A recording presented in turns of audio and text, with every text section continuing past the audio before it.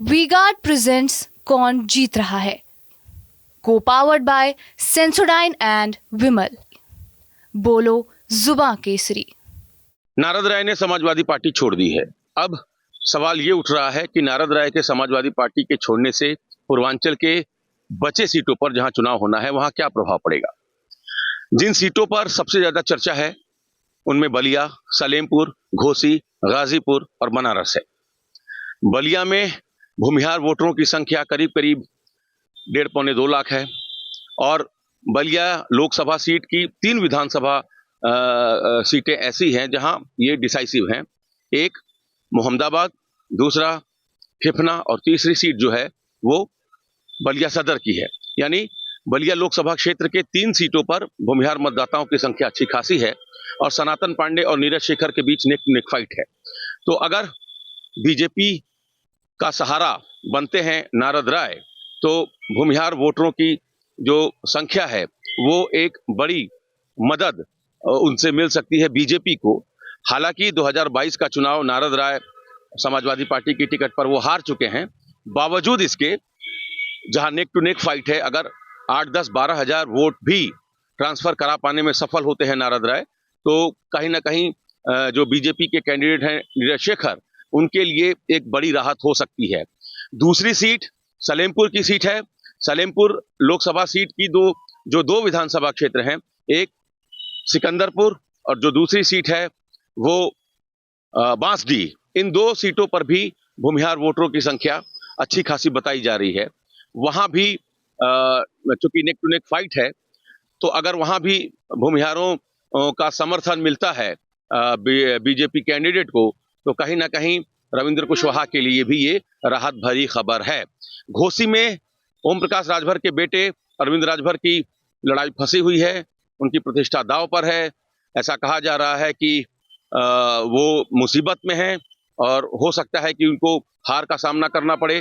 वहां भी बहुत ज्यादा भूमिहार वोटरों की संख्या भले न हो घोसी में, लेकिन वहां भी जो रसड़ा विधानसभा सीट है घोसी की, वहां भी ठीक ठाक संख्या में भूमिहार हैं। तो अगर 12-15 हजार भूमिहार ऐड होते हैं, राजभर के साथ जाते हैं तो कहीं ना कहीं ये एक बड़ी राहत होगी अरविंद राजभर के लिए भी।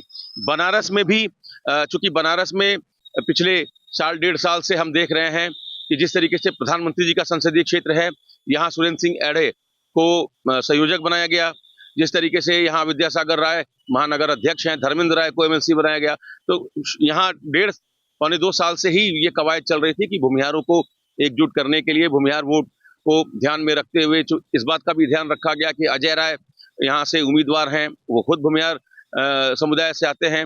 तो इस बात का ध्यान रखते हुए 1.5-2 साल से यहाँ कोशिशें हो रही थी कि भूमिहार वोटरों में अच्छा एक मैसेज जाए। गाजीपुर सीट पर भी नारद राय एक बड़ा फैक्टर बन सकते हैं।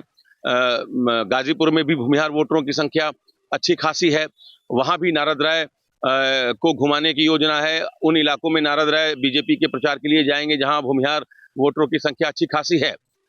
ये भी पॉलिटिकल फैक्ट अपनी जगह बिल्कुल सही है कि भूमिहार वोटर ट्रेडिशनली बीजेपी को वोट करते रहे हैं, लेकिन नारद राय अगर जाते हैं और भूमिहार एकजुट होकर बीजेपी के पक्ष में वोट करते हैं तो इसका असर करीब करीब आधा दर्जन लोकसभा सीट पर पड़ना तय है।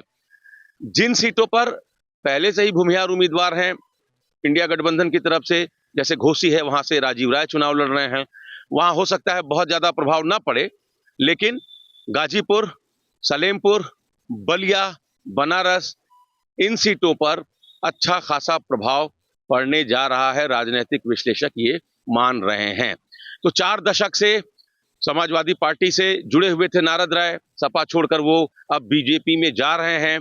इसका असर 3 से 4 लोकसभा सीट पर पड़ सकता है। बलिया में जो लड़ाई सनातन पांडे और नीरज शेखर के बीच नेक टू नेक थी, बहुत वहां एक कांटे की लड़ाई थी। हो सकता है कि नारद राय के जाने से एक बड़ी राहत नीरज शेखर को मिल जाए। Amit Singh, TV9 UP, Varanasi. V-Guard presents कौन जीत रहा है, को पावर्ड बाय सेंसोडाइन एंड विमल। बोलो जुबां केसरी।